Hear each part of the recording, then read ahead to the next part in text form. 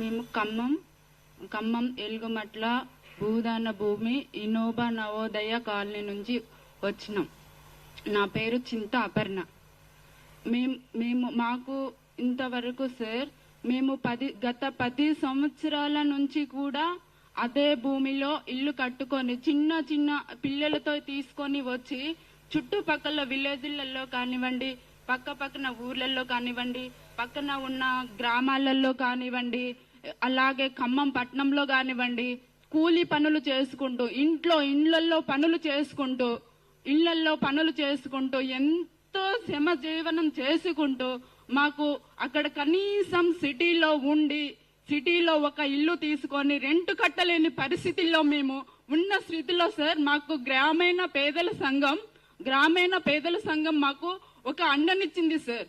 అండనిచ్చింది ఎలా ఇచ్చిందంటే, ఇది మీరు నిజమైన పేదవాళ్ళ కాదా అనే స్థితిలో వాళ్ళు మమ్మల్ని గేదర్ చేశారు సార్. మీరు ఎక్కడి నుంచి వచ్చారు, మీరు ఇక్కడ ఎందుకు ఉంటున్నారు, మీ ఊరు ఎక్కడ, మీ పల్లె ఎక్కడ అని అడిగారు సార్. అడిగితే మాకు మా ఊర్లలో జీవనాధారం లేదు సార్, జీవనాధారం లేదు.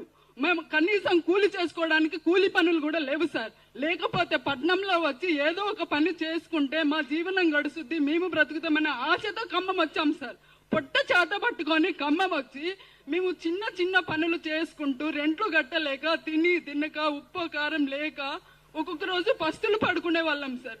అలాంటి సమయంలో ఈ గ్రామీణ పేదల సంఘం మీకు పలాంటి కాడ మీ పేదలకి, మీలాంటి పేదలకి ఇలాంటి భూదాన భూమి ఉంది అమ్మా, మీరు అక్కడ వచ్చి నివాసము ఉండండి, మీరు కట్టుకోలేరు, ఏదో ఒక పని చేసుకొని మీ ఇంట్లో మీరు ఉండండి అని చెప్పి మాకు ఒక ధైర్యాన్ని నిలిపి అక్కడ మమ్మల్ని తీసుకెళ్లి మా గ్రామీణ పేదల సంఘం మాకు ఒక నిల్వ నీడనిచ్చింది సార్, నిల్వ నీడనిచ్చింది. అలాంటి నీడని ఈ రోజు కాంగ్రెస్ ప్రభుత్వం ఎలా చేసిందంటే సార్, చిన్న చిన్న పిల్లలు కూడా పడుకున్నాం సార్, కనీసం నిద్రలో నుంచి మేల్కోలేదు సార్. ఆ రోజైతే మాకు తెలియదు, రోజువారీగా కూలీలకు వెళ్తాం, పల్లెటూర్లలో చుట్టుపక్కల ఊర్లలోకి వెళ్లి సిటీలోకి వెళ్లి పొద్దంతా ఒళ్ళు వంచి పని చేసుకొని వస్తాం సార్.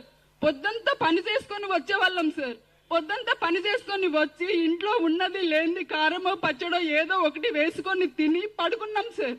పడుకున్నాక ఏమొస్తుంది, ఎట్నుంచి ఏమొస్తుంది, మేము 10 సంవత్సరాల నుంచి ఉంటున్నాం సార్. ఎట్నుంచి ఏమొస్తుంది, పాముకి భయపడలేదు, ఒక తేళ్లకి భయపడలేదు, అక్కడ వస్తున్న ఏదానికి మేము భయపడలేదు సార్. ఒక పోలీసు వస్తుందంటే భయం మాకు. వాళ్ళు ఏం చేస్తారా, మమ్మల్ని ఏం చంపేస్తారా, మమ్మల్ని ఏమన్నా చేస్తారా, నైట్కు నైటే సార్ వస్తారు, ఏదో దొంగల్లాగా వస్తారు. వాళ్ళు పోలీసులో దొంగలో తెలియకుండా పోతుంది సార్ మాకు. అలాంటి భయంలో మేము ఒక జంతువుకి గాని, ఒక పాముకి గాని, ఒక తేలుకి గాని ఏ రోజు భయపడి అక్కడ ఉండలేము సార్. అది ఎట్టా అంటే చిట్ట చీకటి లాగా ఉంటుంది సార్. 10 సంవత్సరాల నుండి చిన్న చిన్న పిల్లలు కూడా ఆ చీకట్లో ఎంత చక్కగా ఆడుకుంటూ ఉంటారు సార్. అలాంటి ప్రపంచాన్ని, అలాంటి ఊరిని, మమ్మల్ని, మా కాలనీని ఎలా దౌర్జన్యంగా చేశారంటే సార్, వచ్చారు. మేము కలెక్టరేట్ కి ఎన్నో సార్లు ప్రతి సోమవారం సార్ కలెక్టర్ ఆఫీస్కి వెళ్తాం సార్. మాకు చిన్న పిల్లలు దోమలు కుట్టి పిల్లలు డెంగ్యూలు వచ్చి చనిపోతున్నారు సార్, చనిపోతున్నారు.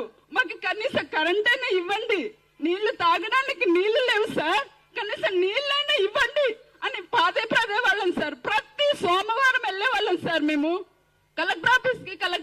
చూస్తాంలే అమ్మా, చూస్తాంలే, మేము పోతేనే సార్ వాళ్ళు అక్కడ మమ్మల్ని రానికపోయారు.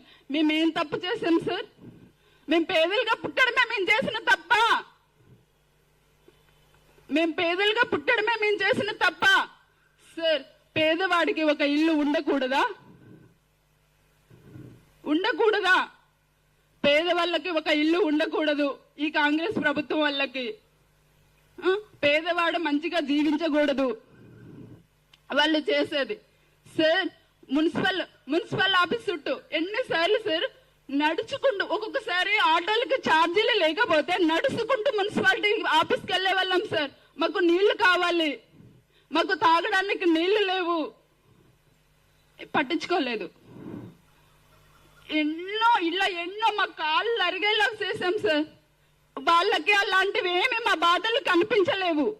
కానీ ముగ్గురు మంత్రులు వచ్చాక మాకు పేదవాళ్ళ జీవితం, కట్టుకున్న గుడిసె కనిపించింది, వాళ్ళు కట్టుకున్న గూడు కనిపించింది, పేదవాడి గూడు కనిపించింది, వాళ్ళని తొక్కేస్తే వాడు పేదవాడు, వాడు ఏం మాట్లాడు, వాడు మనం అధికారంలో ఉన్నాము, మనం ఏం చేసినా చెల్లిద్ది అనుకొని ఈ రోజు మా ముగ్గురు మంత్రులు అని చెప్పుకోవడానికి సిగ్గుసేట్ సార్. మేము ఓట్లేస్తే గెలిచిన ఆ వ్యక్తులు ఈ రోజు మా గుండెల మీద తన్నారు సార్.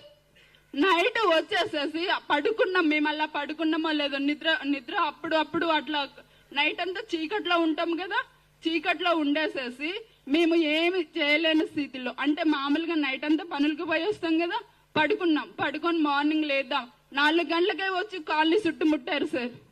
చుట్టుముట్టేసేసి ఏమో దొంగల్లాగా మేమేదో పాకిస్తాన్ టెర్రరిస్ట్ లాగా చుట్టుముట్టేశారు. ఇదేంటి ఇంత జనం వచ్చారు, ఎప్పుడు లేదే, చిన్నపిల్లలు ఏడుస్తున్నారు, ఇంత జనాలు చూస్తే పిల్లలు ఏడుస్తున్నారు, కూల్ చేస్తున్నారు, కనీసం బట్టలు తీసుకోవడానికి కానీ అక్కడ ఉన్న వస్తువులు తీసుకోవడానికి కానీ ఏం అవకాశం లేదు.